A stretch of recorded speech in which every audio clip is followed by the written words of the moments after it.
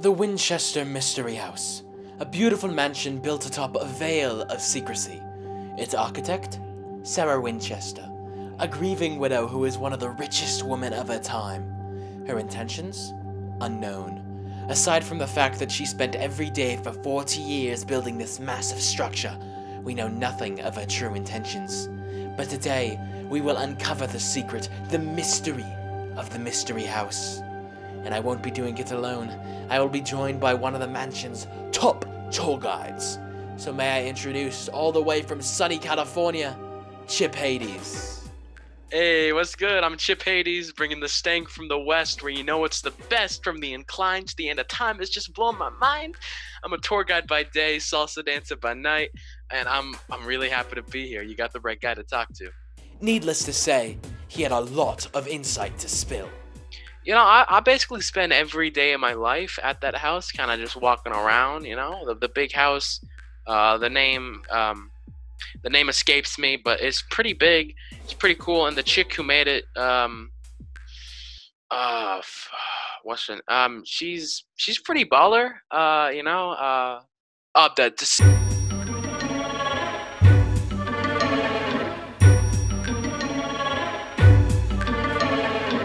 I'm basically the go-to guy when it comes to this information. I am the biggest expert of Sarah Winchester, hardcore fan of her work. Now that we know we have the right man, it's time to get some information.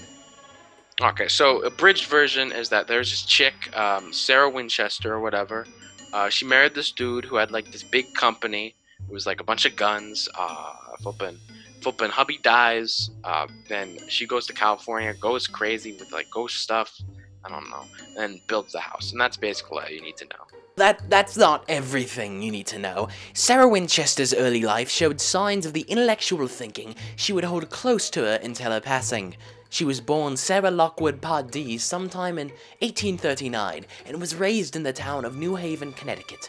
She spoke 4 languages, played 3 instruments, and was even admitted into Yale's only female scholastic institution, known as the Young Ladies Institute. No one really knows what that chick was doing at a young age, you know. As far as I know, like, they didn't have cameras, right? It was like the 1800s. They didn't film it. Like, her life, like, meant squat before she met that guy who owned the Winchester Gun Incorporated. The Winchester Repeating Arms Company would create rifles that would help win the West during the Civil War. Later, these rifles would become symbols for the weaponry used when the West was wild. Due to her upper-middle-class family ties, Sarah would marry the heir to the company's fortune in William Wirt Winchester. Tragically, their first and only daughter, Annie, passed at 6 weeks old. Years later, in 1880, William succumbed to tuberculosis and left Sarah 50% of the company and $20 million, making her one of the richest women in the country. Okay, this part I actually know. She went to the psychic medium after Wilbur and Anna died, because she was so saddened by their death. And during like a seance or something, he said, "Hey, chick, bird, listen, you gotta build this house, and if you don't, you gotta get haunted, you know?" And you know, she did. She did exactly that. Actually, there is no evidence that Mrs. Winchester met with Mr. Coons or even went to Boston for a seance. Testimonies from her friend Ralph Rambo says that it's more likely that Sarah followed theosophic beliefs, meaning that she thought that knowledge of God would have come from intelligence over blind faith. I mean, it's basically a fact by now that she was haunted. I mean, even if you don't believe in that kind of stuff, like I mean, you know, but, you know what I'm saying? After this, she moved to San Jose and would be the sole architect of the Winchester Mansion.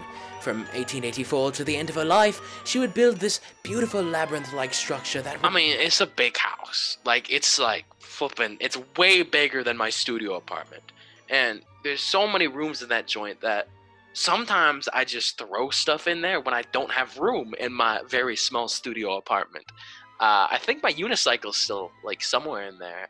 But yeah, there's gotta be at least, like 10 rooms? The 160-room mansion was built by carpenters who Sarah treated with great generosity. She would even triple their income so that they could live. She was just this mean old bag. who like hated everyone who entered the house. She yelled at everyone, and when she died, no one cared, you know? I mean, she just some like $1 million footnote that just happens to keep me financially stable, you know? And this is quite possibly the greatest problem facing the legacy of Sarah Winchester. Her backstory has been bastardized by the people who own the house that she built for 40 years. The mansion's website says that they care for her legacy, but have been spinning a fictitious lie for nearly a century. The Winchester Mystery House is credited as one of the most haunted spots in the country, while having no actual evidence supporting a fear of the supernatural. It's scummy at best and evil at worst. And it's not just Sarah.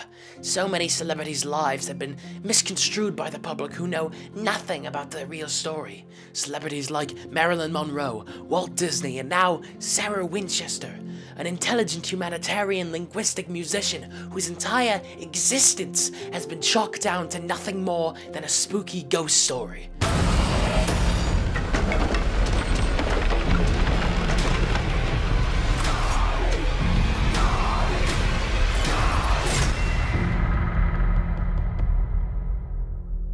It's a tragic tale as old as time. And that is, and I cannot stress this enough, the tea. You know what I'm saying? It's like a British.